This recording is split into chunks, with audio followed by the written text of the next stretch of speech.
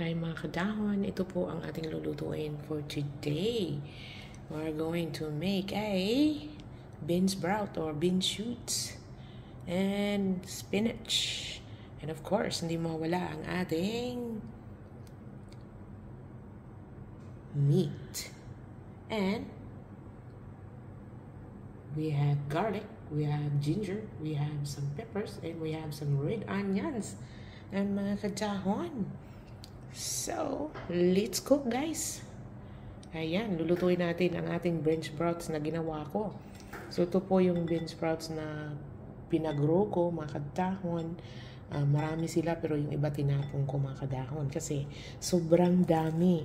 Idadalawa lang kami ang kakain mga kadahon. Kaya iyan. So, dito naman po, isalin natin to. Maganda ito sa iron. Ayan, full of goodness. Ito po ay spinach. Yan mga kadahon. Spinach is life. Right? So, dito naman mga kadahon, puro meat lang siya. As in, tinanggalan ko siya ng taba. Yan mga kadahon. Of course, dito naman mga kadahon sa kabila, as nakikita ang inyong kusinera. Ito mga kadahon, dito po ang isa. Ayan. Ito po ang taba. Taba ng baboy. Ayan. Diba sa atin sa Pilipinas, niluluto pa to, no? Pero dito mga kadahon, itinatapon yan. Ang taba mga kadahon. Itinatapon natin ang taba. So, there you go. Ilabay ang tambok. Pero sa atin sa Pilipinas, hindi na ginagawa pa yan. Ano, diba? Ayan po ay basura na mga kadahon.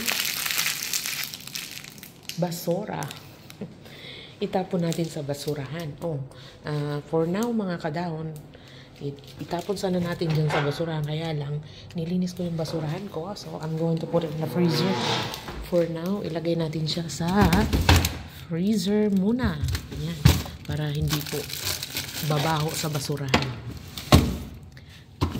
Kasi pag nilagay mo sa basurahan yan, babaho. Yan, mga kadahon. Kaya yan. Kadahon, tayo po ay magluluto ng... Hindi ko natin magluto niyan kasi yung experiment ko yung munggo na munggo mga kadahon na ginawa ko siya, pinag-grow ko siya mga kadahon. Hindi siya nag-grow masyado pero aura lang mga kadahon. Lulutuin na natin. Let's cook everybody. Thank you guys. Makita ko sa iyo mamaya-maya kung anong itsura. Okay? Thank you guys for watching. And I'll see you in a bit. Mainit na siya. Lagyan natin siya sa... Let's put that on. Lagyan natin siya sa 7 or 8. I think 8 is good. Alright. So, well, ayan, mga kadahon. Isa na nating lutuin.